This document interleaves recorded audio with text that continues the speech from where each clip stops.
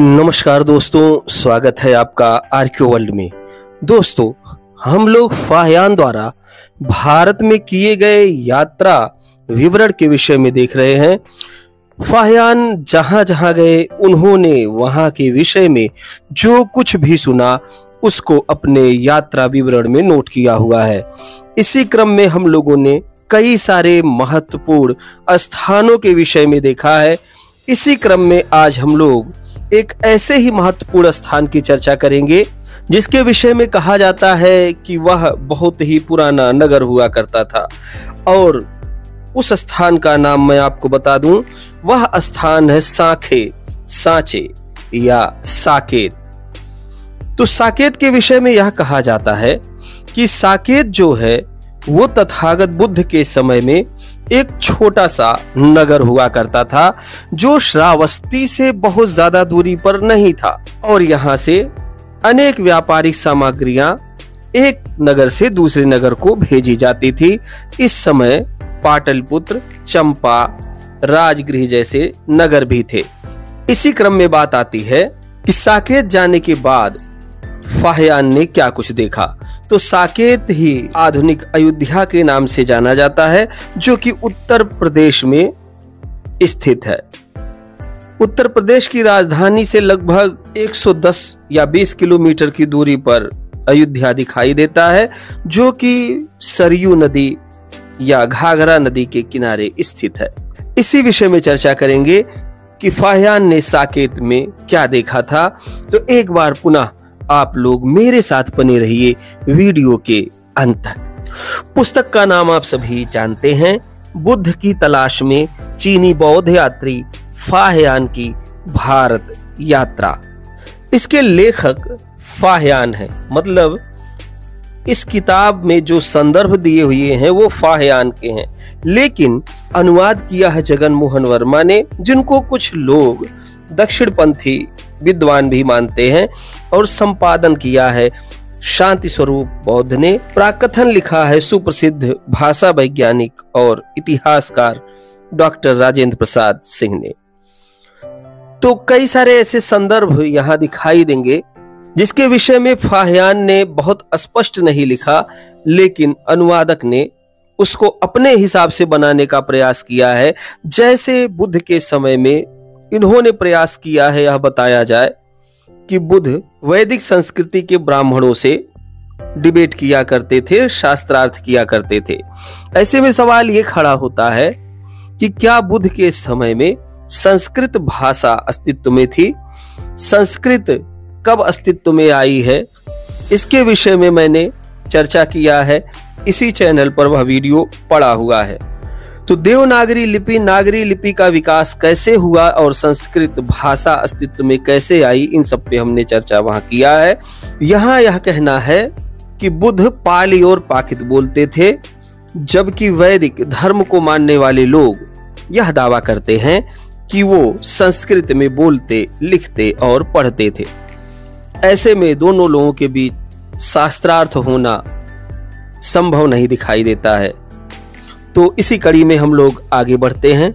फाहियान ने लगभग 399 ईस्वी से 414 ईस्वी के मध्य गुप्त सम्राट चंद्रगुप्त द्वितीय विक्रमादित्य के शासनकाल में भारत की यात्रा की थी। यह परिमार्जित संस्करण है। पुस्तक के 19वें खंड में सांखे व सांचे का उल्लेख किया गया है, और इसी सांखे या सांचे का तादाद में साकेत से स्थापित किया गया है। यहां से दक्षिण पश्चिम दिशा में 10 योजन चलकर सांचे नामक महाजनपद में पहुंचते हैं। तो कहां से? कान्यकुब्ज से। कान्यकुब्ज से जब फाहियान आगे बढ़ते हैं तो वो लगभग 10 योजन चलने के पश्चात सांचे या सांखे नाम के एक महाजनपद में पहुंचते हैं।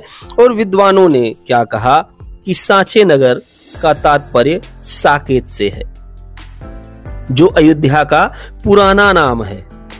मुमकिन है कि सांचे नगर साकेत ही रहा होगा और बाद में इसको अयोध्या कहा जाने लगा।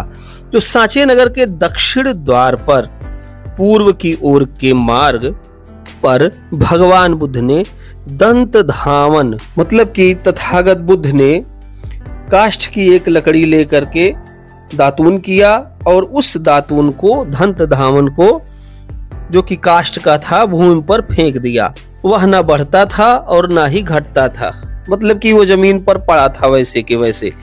यहाँ संदर्भ दक्षिणपंथी इतिहासकारों या अनुवादक का है, जो यह कहना चाह रहे हैं कि जैनियों और ब्राह्मणों, तो जैनियों में हम जानते हैं कि निगंठनाथ पुत्र जो हैं वो तथागत के ही कहीं ना कहीं समकालीन हैं और जिनको हम महावीर के नाम से जानते हैं।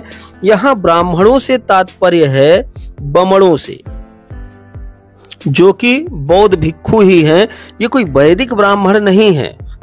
तो उन लोगों ने क्या किया, ईर्ष्या के कारण उस दंत धावन को काट कूट कर दूर फेंक दिया। तो उन लोगों को इस बात से बहुत दिक्कत हो रही थी कि तथागत जो है वो कैसे साकेत में आ गए हैं और कैसे वहां वर्षावास कर रहे हैं। इस पर वह फिर वहीं पूर्ववत उग गया। अब ये थोड़ा सा नाराशंसी कहा जा रहा है। हो सकता है कि कोई दातून रहा हो और जमीन पे गिरने के बाद वो संभवतः हरा भरा हो गया हो, लेकिन ये संभावना थोड़ी कम है। यहाँ पर थोड़ा सुपरस्टिशियस दिखाने का प्रयास किया जा रहा है, जबकि सच्चाई ये है, अगर ऐसी कोई घटना घटी है तो उसका सीधा सा तात्पर्य यही है कि उनसे थोड़ा सा विद्वेष रखने वाले जैनी और बमण जो हैं वो साकेत में रह रहे थे और जहां पे तथागत वर्षावास कर रहे थे वहीं आसपास कहीं रहते हुए वो तथागत से हर चीज में कंपटीशन करने का प्रयास कर रहे थे। उनको लग रहा था कि तथागत को तो कुछ ज्ञान है नहीं और हम लोग क्या करते हैं, तथागत द्वारा जो कुछ भी धम्मोपदेश दिए गए हैं उसमें कुछ परिवर्तन करके अपने हिसाब से उसे लोगों के समक्ष प्रस्तुत कर सके। तो यहाँ पर चारों बुद्धों, प्रत्येक बुद्धों, अब ये चारों बुद्धों कौन है, तथागत से पूर्व के बुद्ध हैं। जगह जगह यह बात आती है कि तथागत से पूर्व के बुद्ध अस्तित्व में थे, उनके धम्म स्तूप बने हुए थे, अलग अलग स्थानों पर उनकी चर्चा मिलती है और सम्राट अशोक ने भी ऐसे पूर्व बुद्ध के विषय में उल्लेख किया है, जो कि कनक मुनि बुद्ध थे। तो प्रत्येक बुद्धों के संक्रमण स्थल जहां टहलते थे और बैठने के स्थान पर स्तूप अब तक बने हुए हैं। तो एक चीज और हम लोगों को समझ में आई कि जो साकेत है वहां पर भी धम्म स्तूप बने हुए थे, तथागत वहां गए हुए थे। कई संघाराम, बौद्ध विहार और महास्तूप वहां पर भी थे, लेकिन वर्तमान में वहां पर ऐसा कुछ आपको देखने को नहीं मिलेगा, बल्कि सुग्रीव टीला, सीता की रसोई, जन्मभूमि स्थल, इस तरीके के प्लेस आपको मिल जाएंगे, लेकिन किसी प्रकार का कोई स्तूप या फिर किसी प्रकार के संघाराम आप वहां नहीं देख सकते हैं। तो कुल मिलाकर के फाह्यान के समय में साकेत में कई संघाराम और अनेक पूर्व बुद्धों के स्तूप बने हुए थे, जिसके विषय में वह हमको जानकारी प्रदान करता है। उसकी पुस्तक से ज्ञात संदर्भों के आधार पर हम कह सकते हैं कि साकेत किसी समय बौद्ध स्थली रहा होगा। वहां पर अनेक प्रकार के बौद्ध भिक्षु निवास करते रहे होंगे। आगे चलते हुए फाह्यान जैसे जैसे अपनी यात्रा बढ़ाएंगे हम लोग चर्चा करते रहेंगे। आज के लिए बस इतना ही। वीडियो कैसा लगा मुझे कमेंट करके अवश्य बताएं। वीडियो में अंत तक बने रहने के लिए आप सभी लोगों का बहुत बहुत धन्यवाद।